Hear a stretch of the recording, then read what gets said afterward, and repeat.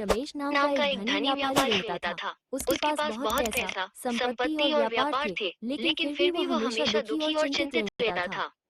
एक एक दिन दिन रमेश रमेश अपने अपने एक एक पुराने पुराने दोस्त दोस्त मोहन मोहन से से मिला, मिला, जो जो गांव गांव में में रहता रहता था। था। मोहन मोहन एक एक साधारण साधारण किसान किसान था, था, लेकिन लेकिन उसके उसके चेहरे चेहरे पर पर हमेशा हमेशा खुशी खुशी और और संतोष संतोष झलकता झलकता था। था। रमेश रमेश ने ने मोहन मोहन से से पूछा, पूछा, तुम्हारे पास न तो मेरे जितनी दौलत है, न बड़ी संपत्ति, फिर भी तुम हमेशा खुश रहते हो।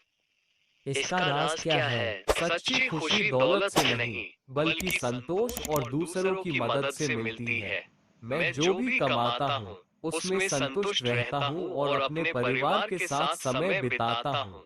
इसके अलावा जब भी मौका मिलता है, मैं दूसरों की मदद करता हूँ। यही मेरी खुशी का राज है।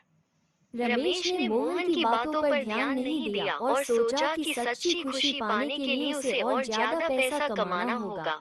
वो अपने व्यापार में और भी ज्यादा मेहनत करने लगा, लेकिन इसके बावजूद रमेश की चिंता और बेचैनी कम नहीं हुई।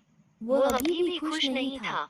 एक दिन रमेश अपने काम से थककर घर लौटा और अपने बगीचे में टहलने लगा। वहीं उसने एक गरीब आदमी को देखा जो पास की आइसक्रीम की दुकान पे अपने बच्चों के साथ आइसक्रीम खा रहा था।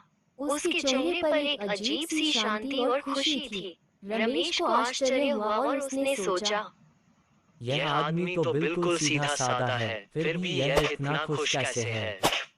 रमेश उस आदमी के पास गया और उससे पूछा, तुम अपने आप और बच्चों के साथ इतने खुश कैसे हो?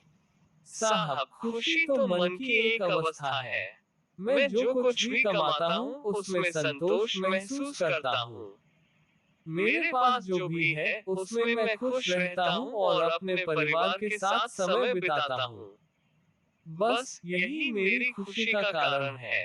रमेश को अब समझ में आ गया कि सच्ची खुशी पैसे या संपत्ति में नहीं, बल्कि संतोष और सादगी में है।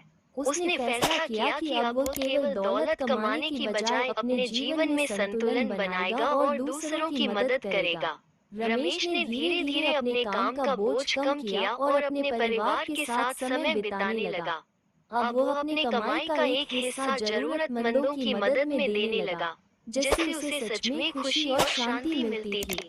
कुछ समय बाद रमेश को महसूस हुआ कि उसकी बेचैनी और चिंता अब खत्म हो गई है और वह सचमुच खुश रहने लगा है। उसने अपने दोस्त मोहन की बात समझ ली थी। इस कहानी से हमें ये सीख मिलती है कि सच्ची खुशी पैसे या संपत्ति में नहीं, बल्कि सादगी, संतोष और दूसरों की मदद